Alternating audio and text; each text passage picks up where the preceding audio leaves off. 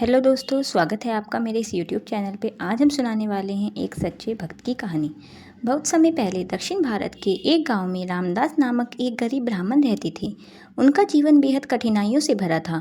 वे मंदिर में भगवान राम की सेवा किया करते और गाँव के लोगों के लिए पूजा पाठ भी करते थे। उनके घर में अक्सर अन्न का अभाव रहता, कई बार उन्हें भूखे ही सोना पड़ता। उनकी पत्नी भी यह सब सहती, लेकिन मन में प्रश्न करती, क्या भगवान केवल बड़े धनी भक्तों की ही सुनते हैं? क्या गरीब की भक्ति व्यर्थ है? रामदास हर बार बड़ी शांत भाव से कहते, नहीं देवी, प्रभु की दृष्टि सब पर समान है। यह दुख भी उनकी परीक्षा है। एक बार गांव का राजा भगवान राम के मंदिर आया। उसने देखा कि रामदास निर्धन होने के बावजूद पूरे भाव से भगवान की आरती और भजन गा रहे हैं। राजा ने कहा, पंडित जी, आपकी भक्ति अद्भुत है, लेकिन आपके घर में दुख क्यों है? भगवान आपकी सेवा क्यों नहीं करते? रामदास मुस्कुराए और बोले, राजन, भगवान अपनी लीला से मुझे परखते हैं। मेरा सुख दुख दोनों उन्हीं को अर्पित है। राजा को उन पर दया आई। उसने आदेश दिया कि रामदास को हर महीने अनाज और धन दिया जाए। कुछ महीनों तक सब ठीक चला, लेकिन अचानक राजा ने किसी कारणवश वह सहायता रोक दी। रामदास और उनका परिवार फिर भूख से तड़पने लगे। एक रात रामदास की पत्नी ने रोते हुए कहा, प्रभु केवल तुम्हें परखते रहेंगे, हमारे बच्चों को भूख से क्यों तड़पना पड़ता है? रामदास ने शांत स्वर में कहा, यदि प्रभु चाहेंगे तो वे स्वयं भी अन्न पहुंचा देंगे।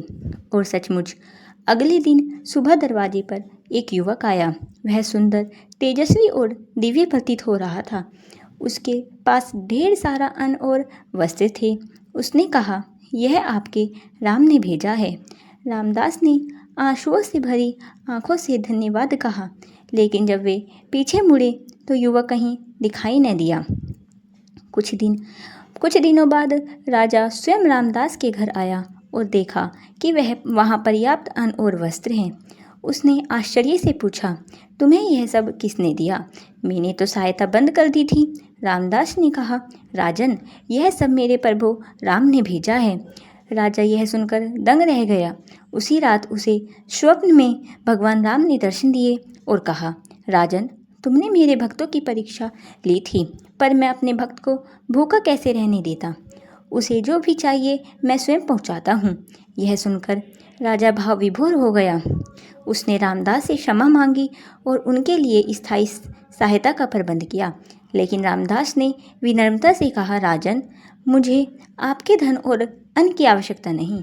प्रभु जब तक चाहेंगे वे स्वयं मेरी रक्षा करेंगे। मुझे केवल उनकी भक्ति चाहिए।